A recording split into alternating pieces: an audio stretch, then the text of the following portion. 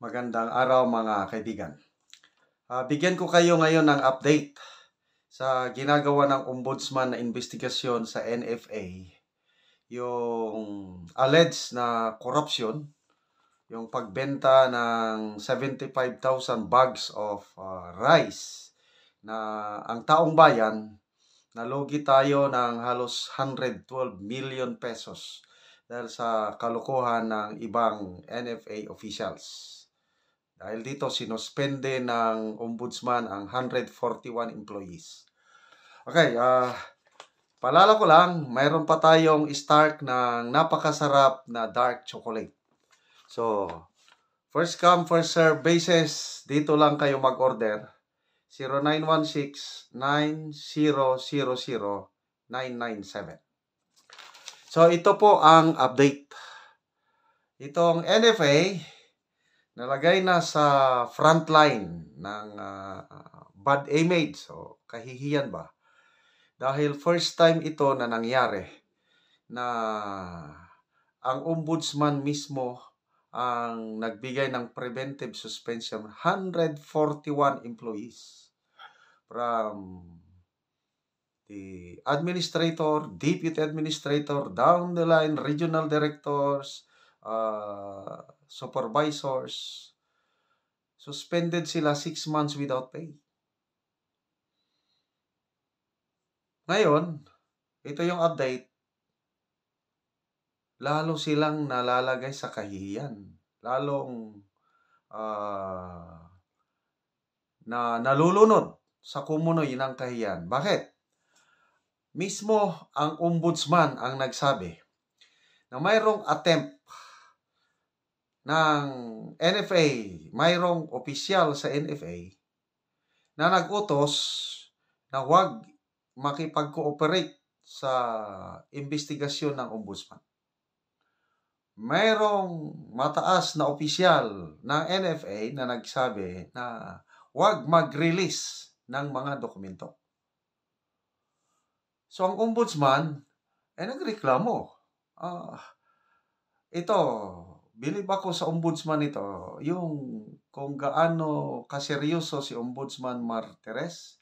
Last week, yung subpoena from the ombudsman directing NFA to provide the necessary documents. First time in history na ang ombudsman siya ang nag-serve ng subpoena. Ibig sabihin, ang ombudsman determinado na i-uncover kung sino ang utak sa ganitong kalokohan, itong panluloko, pandarambong sa taong bayan. And I salute the ombudsman for this. Personal. Nagpunta doon. Okay, this is your subpoena. Submit to us the documents.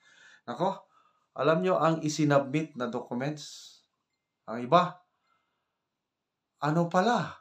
Di ba may suspended, 141? Kabilang sa na-suspend, mga patay ng iba, mga retired na.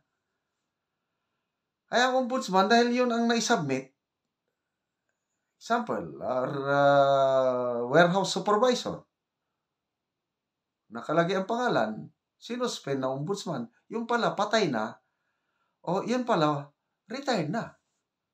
Kasi nagbase lang ang ombudsman sa listahan na isinubmit ng NFA. So bakit ganon ang isubmit ng NFA? Retired na or patay na? Anong ibig sabihin nun? Takot sila. Diba? Ayaw nilang mabulgar, kaya kung ano-ano na lang sinasubmit. At lately, ito na nga, ang ombudsman mayroong asset.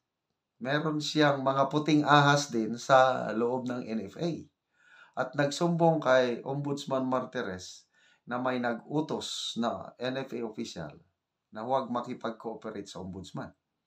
Na huwag mag-submit ng mga kaukulang dokumento. Anong ibig sabihin nun? Kung malinis sila, bakit takot na mag-submit ng dokumento? Ganun lang kasimple yun. Kaya ang ombudsman nagreklamo na. So ito ngayon, ang Department of Agriculture, nalaman ito at nag-utos na po ang DA Secretary sa OIC. Sino OIC?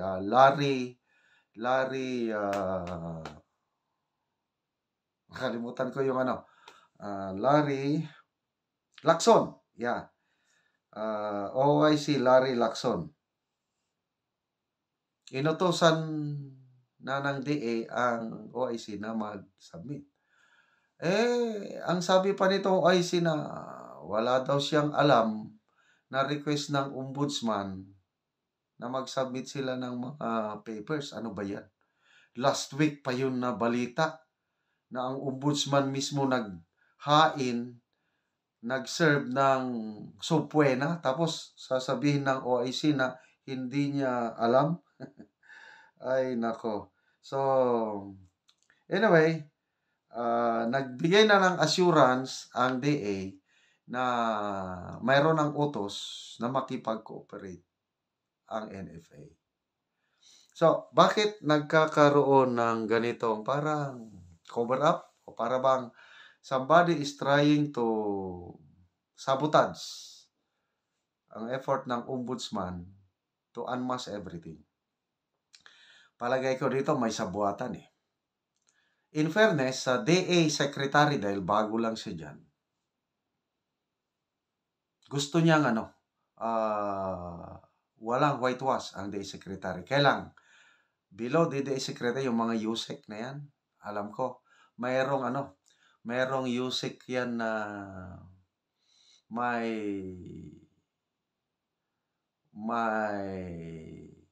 nakikialam. Baka kasama siya sa Kasi may nabasa akong article ng mga NFA officials mismo dumulog sa ombudsman, sumulat. They are asking na ang isang USEC, DA USEC for operations, nakalimutan ko yung pangalan, na dapat isama sa investigasyon kasi daw itong USEC na ito ay dating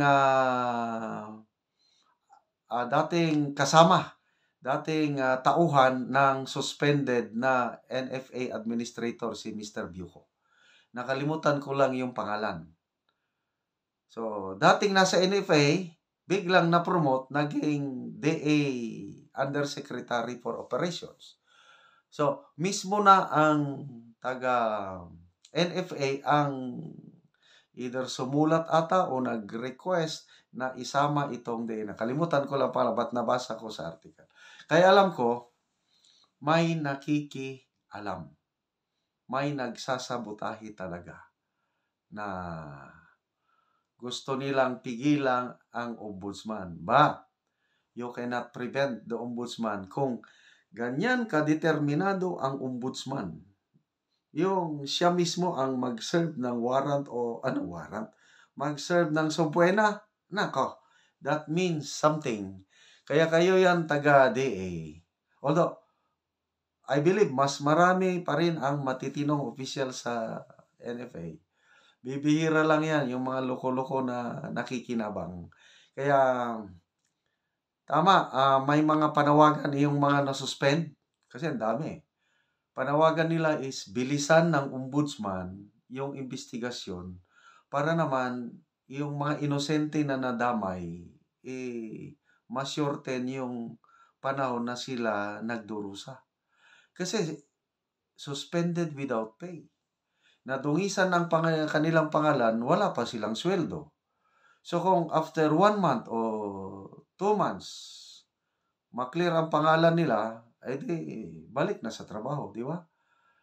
Kasi kawawa talaga yung nadamay.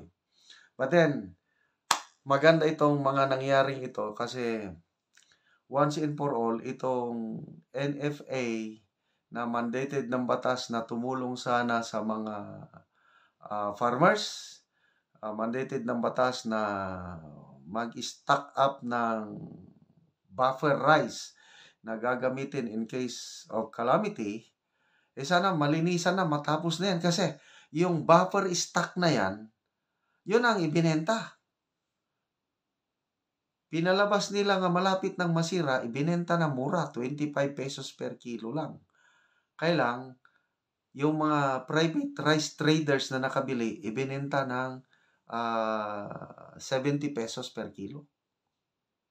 Ang laking ganansya nila. Ang laking lugi natin.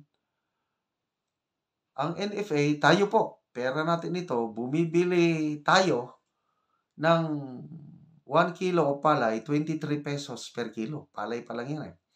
Milling cost, milling. Gagastos ka ng ano. Kaya ang puhunan ng isang kilong bigas, pinakamababa na yung 40, papuntang 50. Kaya dapat ang NFA rice maibenta pinakamababa 40 pesos per kilo. Binenta na ng NFA officials ng 25 per kilo. Di ang laking lugi natin. Yan po. At ang nakinabang, yung dalawang rice traders lang. At okay lang sana kung yung 25 per kilo na bigas ibinenta sa mga hirap na hirap. Ay, kahit ibenta nila lahat ang stock ng NFA sa mga naghihirap na 25 pesos per kilo, maligaya pa ako. Kaya lang yung ginagawa na ibinenta sa mga rice traders in exchange for some kickback or share sa ganansya. Yun na po ang hindi katanggap-tanggap. At good luck po, Ombudsman Martires. Sana huwag kayong titigil hanggat hindi nyo malinis ang mga tiwaling opisyal sa NFA.